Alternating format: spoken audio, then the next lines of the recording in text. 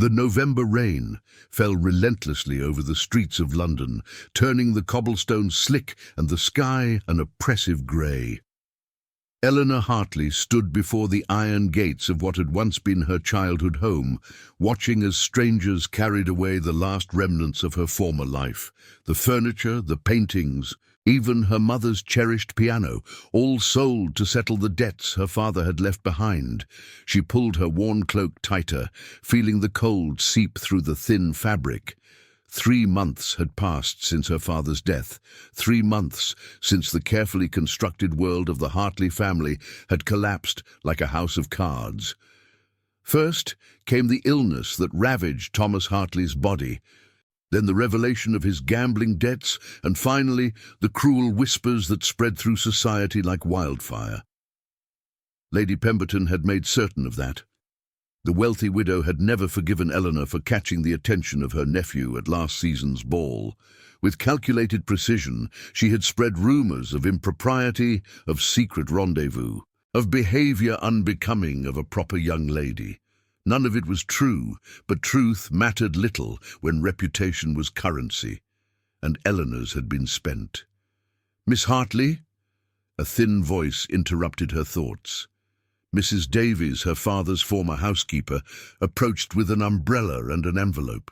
The elderly woman's eyes were red-rimmed, her face drawn with worry. "This arrived for you this morning, from an employment agency." Eleanor took the envelope with trembling fingers. Inside was a single sheet of paper, formal and direct. The Duke of Thornfield required a governess for his young ward. The position offered room, board, and a modest salary. It was located at Thornfield Manor in Derbyshire, far from London's judgmental eyes.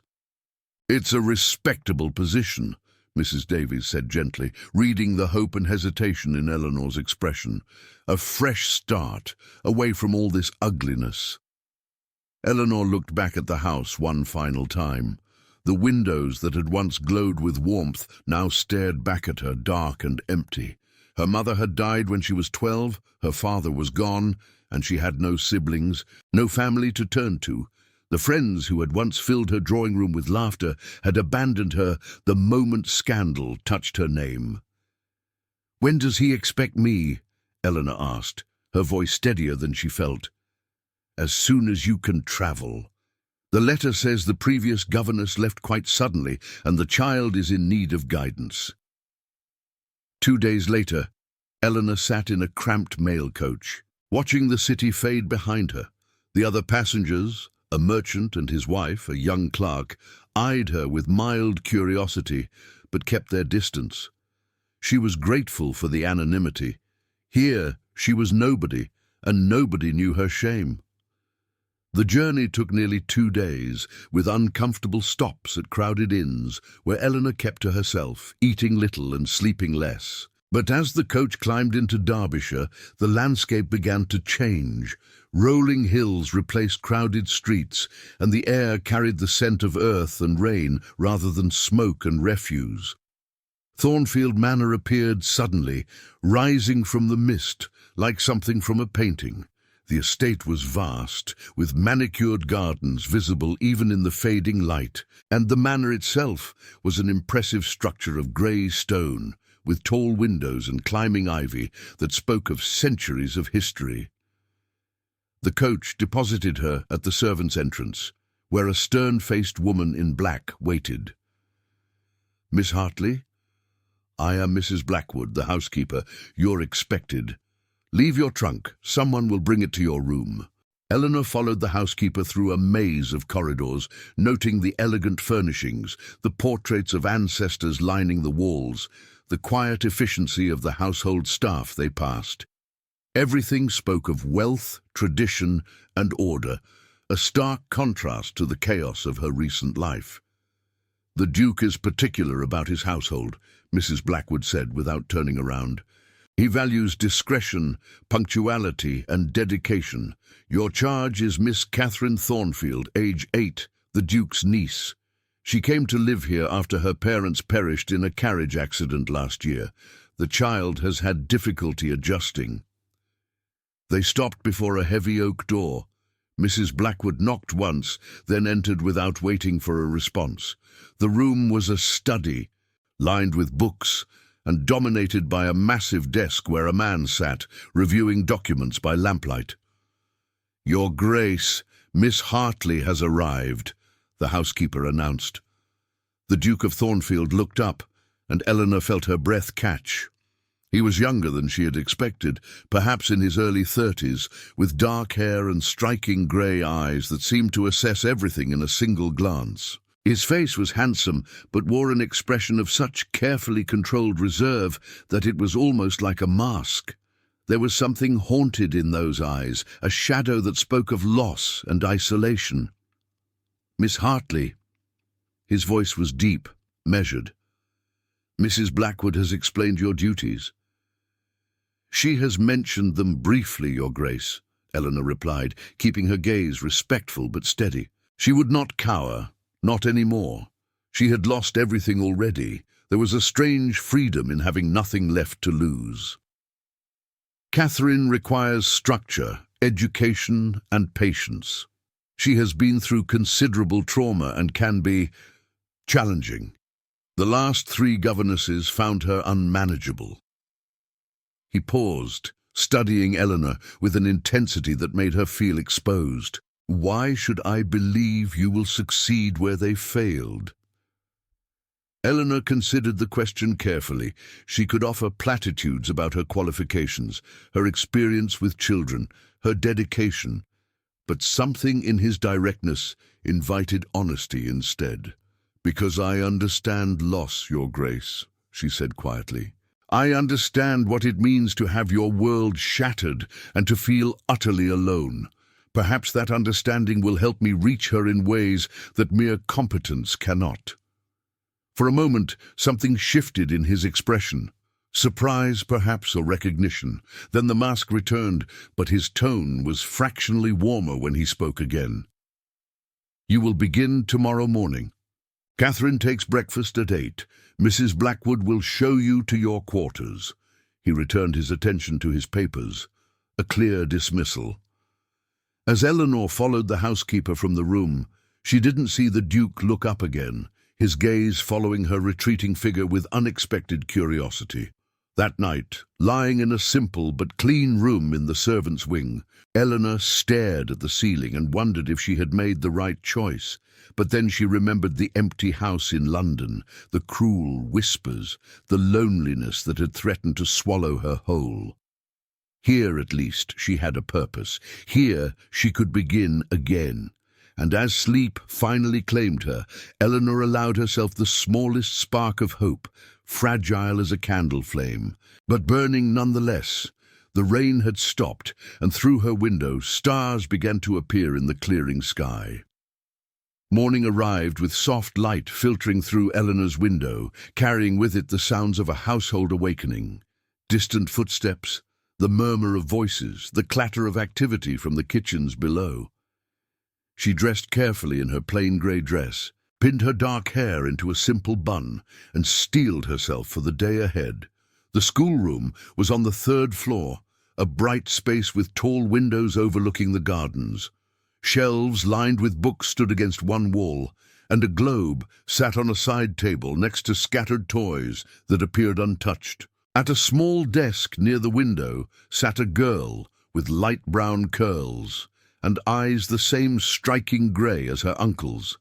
Catherine Thornfield didn't look up when Eleanor entered. She continued drawing with intense concentration, her small hand moving across the paper with deliberate strokes. "Good morning, Catherine," Eleanor said warmly. "I'm Miss Hartley, your new governess." The girl's hand paused for the briefest moment, then continued. Silence filled the room like a living thing. Eleanor moved closer, careful to respect the child's space. "May I see your drawing?" "No." The word was flat, final. "That's quite all right. Perhaps later, when you're ready to share." Eleanor pulled a chair to the desk and sat down, not hovering over the child, but positioning herself as a companion rather than an authority. "Your uncle mentioned you enjoy reading. What kind of stories do you like?" Catherine set down her pencil and finally looked at Eleanor. Her gaze was assessing, measuring, looking for weakness.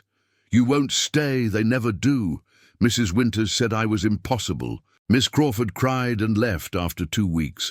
Miss Allen called me wicked."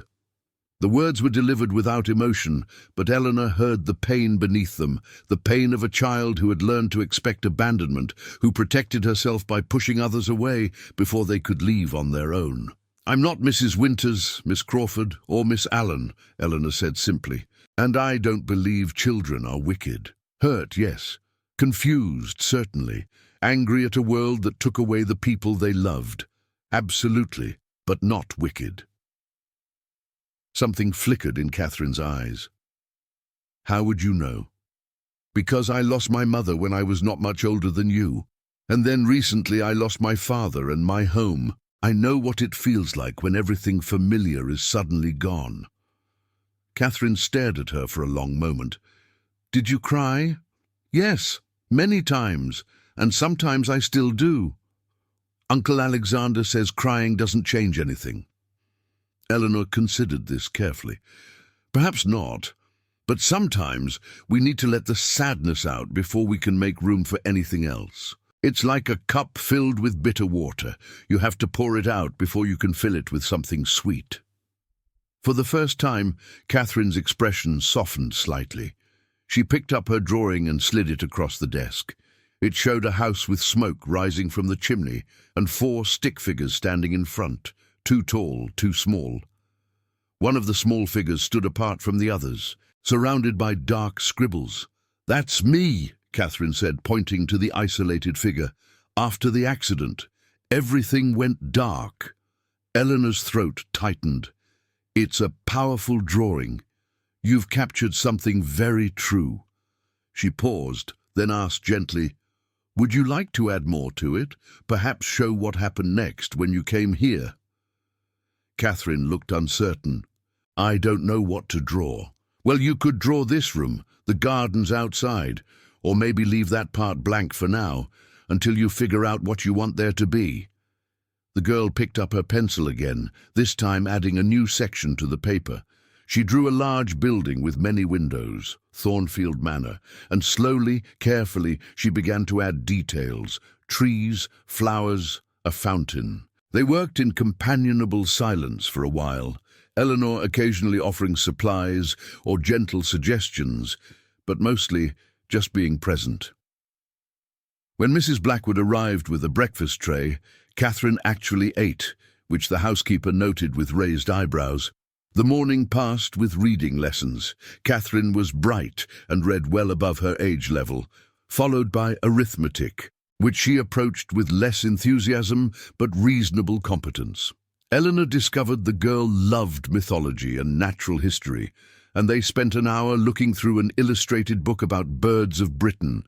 Catherine's reserve gradually melting as she shared observations and asked questions. It was during their afternoon walk through the gardens that they encountered the Duke. He was walking with his steward, discussing estate matters, but he stopped when he saw them approaching. "Uncle Alexander." Catherine's voice held more warmth than Eleanor had heard from her all day. "Catherine." His stern expression softened almost imperceptibly. "How are your lessons progressing? Miss Hartley isn't boring like the others. She knows about birds and Greek gods, and she doesn't treat me like I'm made of glass." The Duke's gaze shifted to Eleanor, and she felt that same intense scrutiny from the night before. "Indeed?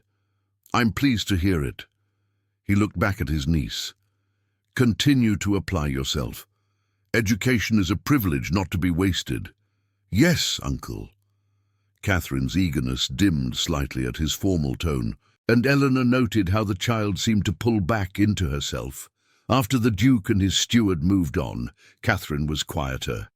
"He loved my aunt very much," she said suddenly. "She died 2 years ago, having a baby. The baby died too. After that, Uncle Alexander became very serious. He barely smiles anymore." Eleanor absorbed this information, understanding now the source of that haunted look in the Duke's eyes. He, too, knew loss intimately. He too had built walls around his heart. "Loss changes us," Eleanor said carefully, "but it doesn't have to harden us forever. Sometimes we just need time, and sometimes we need someone to remind us that there's still beauty in the world worth feeling joy for." Catherine looked up at her thoughtfully. "Are you going to remind him?" Eleanor felt heat rise to her cheeks. "I'm here to teach you, Catherine. Your uncle has no need of reminders from a governess." But as they walked back toward the manor, Eleanor couldn't help but glance back at the Duke's tall figure in the distance, and she wondered if perhaps they were all three of them, the broken child, the grieving Duke, and the fallen woman, searching for the same thing, a reason to believe that tomorrow might be better than yesterday. That evening, as Eleanor prepared Catherine for bed, the girl suddenly hugged her, a fierce, desperate embrace that spoke volumes. "Please don't leave," Catherine whispered. "Please." Eleanor held her gently. "I'm not going anywhere. I promise." It was a promise she intended to keep, though she couldn't have known then how much that commitment would cost her, or how much it would ultimately give her in return. Downstairs in his study, Duke Alexander Thornfield found his thoughts drifting away from his paperwork and toward the young woman who had arrived at his door like an unexpected breeze through a sealed room. There was something about Eleanor Hartley, a quiet strength, a genuine warmth that unsettled him in ways he couldn't quite name. He shook his head, forcing his attention back to estate ledgers. He had no time for such distractions. His life was ordered, controlled, purposeful. He had responsibilities. But later, as he climbed the stairs to his chambers, he heard soft singing coming from the floor above, a lullaby, gentle and sweet, Catherine's room, Miss Hartley's voice. Alexander paused in the darkened hallway, listening. For the first time in years, Thornfield Manor felt less like a mausoleum and more like a home. He continued to his room, but sleep was long in coming. 3 weeks passed, and Thornfield Manor settled into a new rhythm. Catherine bloomed under Eleanor's patient guidance, her sharp mind engaging eagerly with lessons that were structured yet flexible enough to accommodate her curiosity. The child's nightmares decreased, her smiles came more freely, and the household staff remarked on the transformation.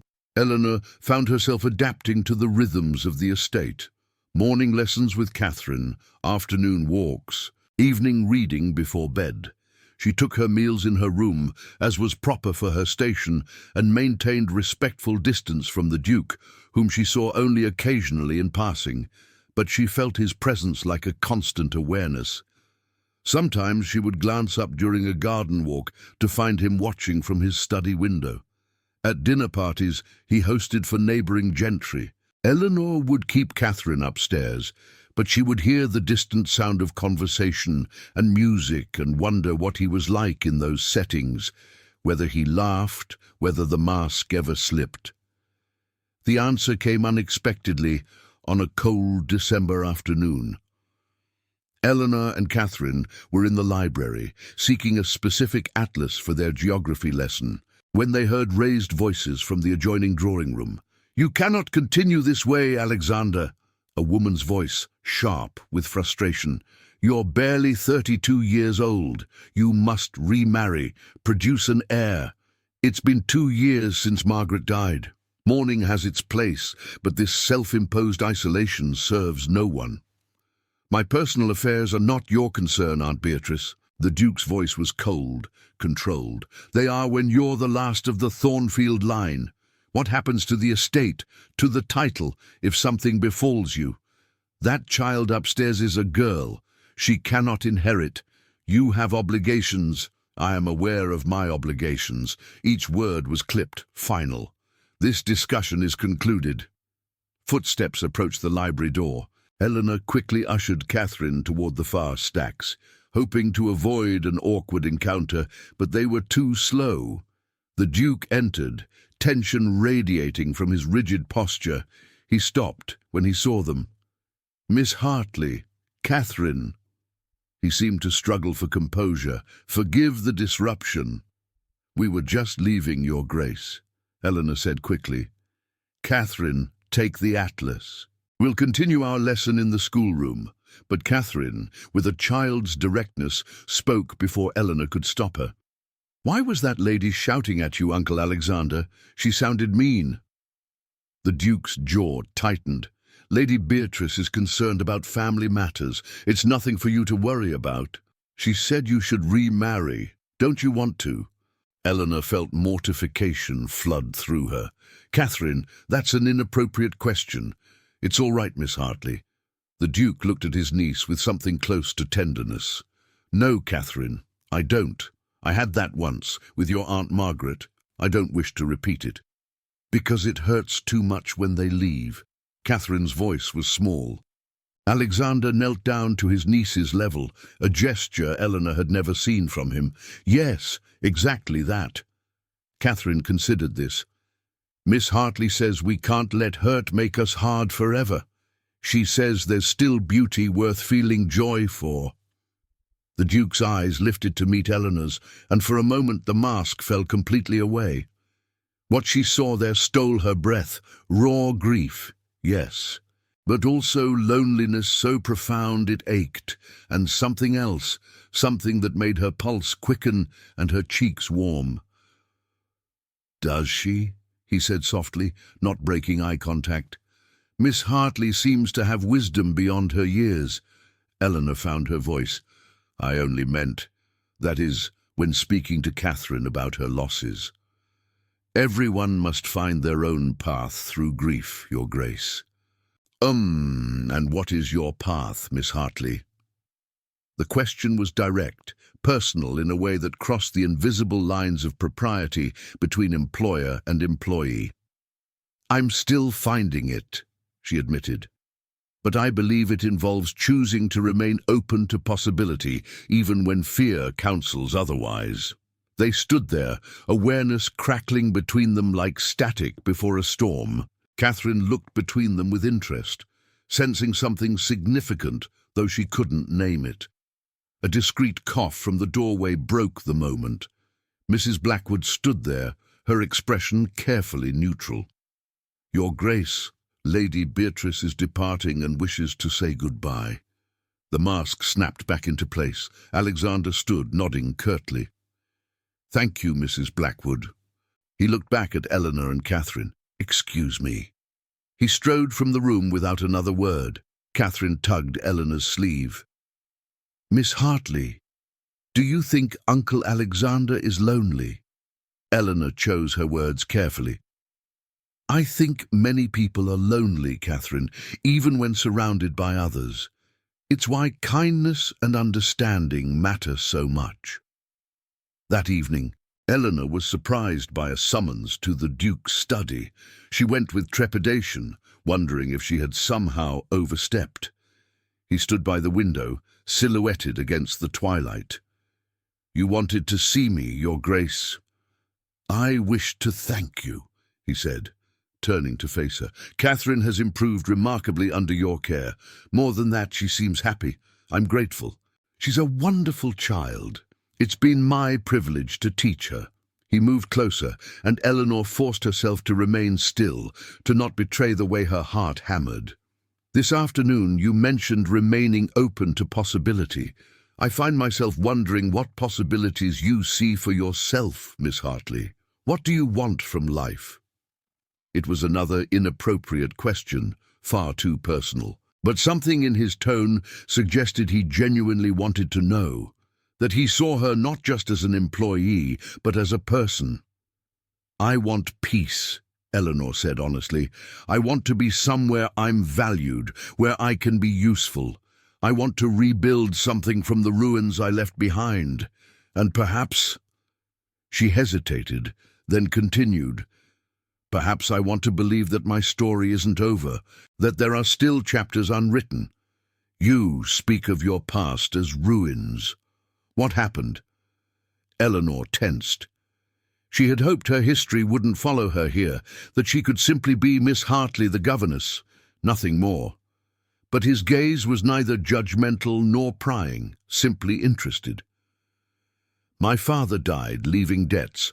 Our home was sold, and certain members of society spread rumors about me, damaging my reputation. None of it was true, but truth matters less than perception in London drawing rooms. So you came here. I came here, she confirmed. I had nowhere else to go. Alexander was quiet for a moment.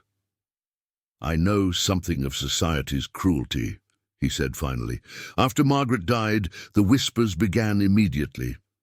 That I had driven her to her grave by demanding an heir, that I was cursed, that the title should pass to a distant cousin untainted by tragedy. Words can be weapons as sharp as any blade. Eleanor felt a surge of sympathy. Yes, exactly that. He took another step closer, and now they stood near enough that she could see the fine lines around his eyes, the silver threading through his dark hair at the temples. Miss Hartley, Eleanor, if I may, you mentioned remaining open to possibility. I find that I am. That is, your presence here has... He seemed to struggle, this man who was always so controlled. Your Grace?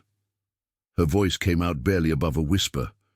Would you take dinner with me tomorrow evening?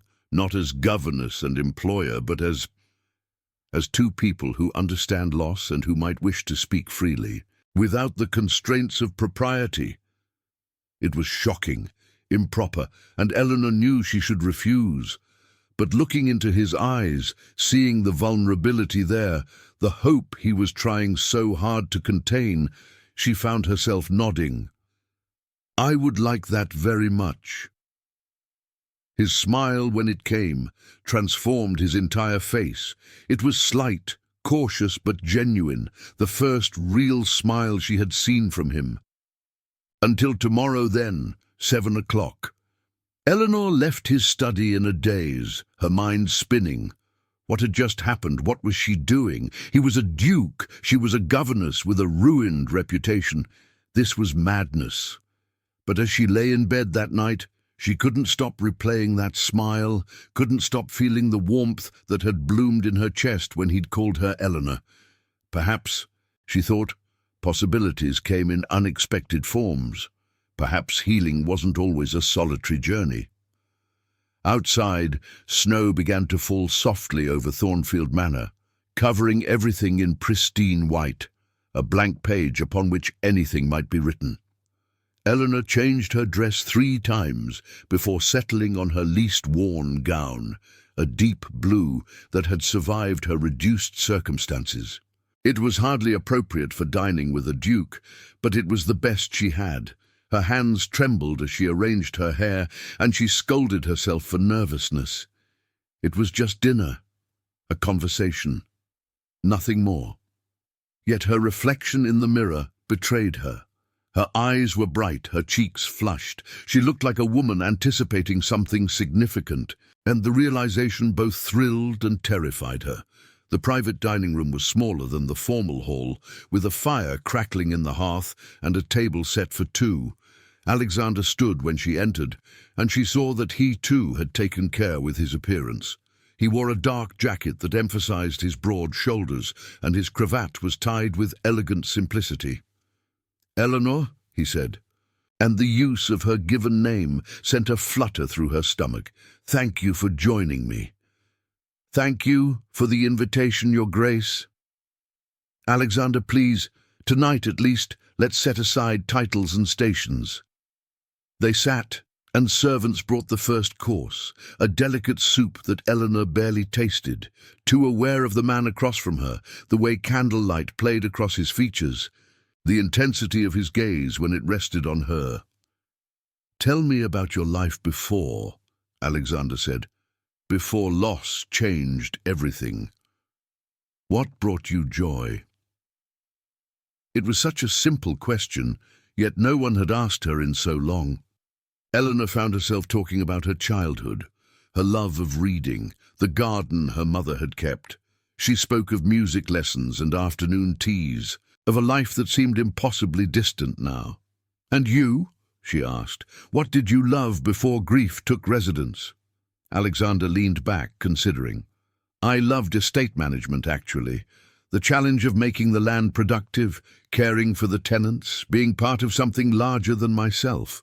I loved riding across the hills in early morning and... He paused, something vulnerable crossing his face. I loved poetry, though I haven't read any in years. Why did you stop? Because Margaret and I used to read together in the evenings. After she died, opening those books felt like touching an open wound. Eleanor set down her fork, meeting his eyes directly. May I ask what she was like? Most people avoided mentioning the dead, as if speaking their names would cause pain. But Eleanor had learned that sometimes the greatest gift was allowing someone to remember aloud. Alexander's expression softened with memory. She was kind, gentle. She loved Thornfield and threw herself into charity work for the tenants. When she became pregnant, she was so happy. But the pregnancy was difficult. The midwife warned us, but Margaret insisted she would be fine. His voice roughened. She hemorrhaged after the birth. The baby boy lived only hours. I lost them both in the span of a single night. I'm so sorry, Eleanor said quietly. That's unbearable. I thought it was. For a long time, I wished I had died too. He looked at her intently. But lately, I've begun to feel differently. As if perhaps there's still something worth. He trailed off, but his meaning hung in the air between them. The servants brought the next course, and the conversation shifted to lighter topics, books they had both read, places they hoped to visit someday, Catherine's progress and personality. They discovered shared opinions on social reform and surprising disagreements about literature that led to animated debate and eventually laughter. Eleanor couldn't remember the last time she had laughed so freely.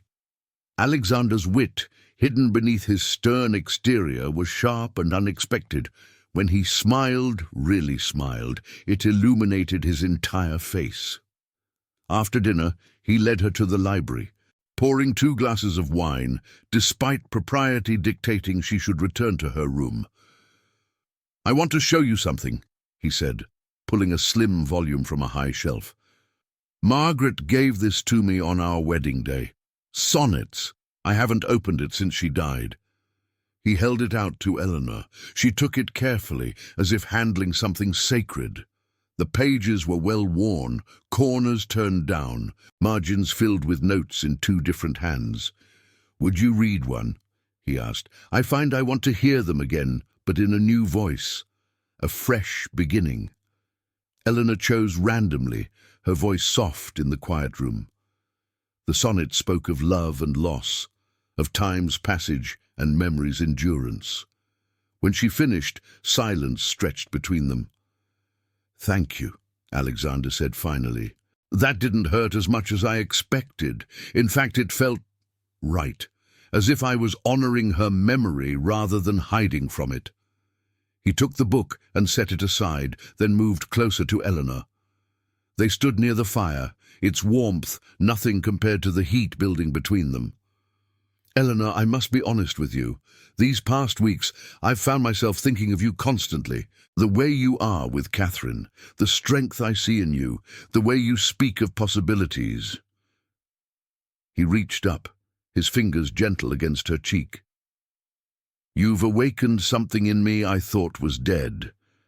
I know this is improper, that our positions make this complicated, but I cannot ignore what I feel. Eleanor's breath caught. Every practical thought screamed that this was dangerous, that she should pull away, protect herself. But looking into his eyes, seeing the hope and fear mingled there, she found she couldn't. I feel it too, she whispered. I've tried not to, but I do. He leaned closer, his intent clear, giving her time to refuse. But Eleanor didn't refuse. When his lips met hers, gentle and questioning, she responded with all the loneliness and longing she'd carried for so long. The kiss deepened, and Alexander's arms came around her, pulling her close. It felt like coming home, like finding something she'd been searching for without knowing it existed. When they finally parted, both were breathing hard.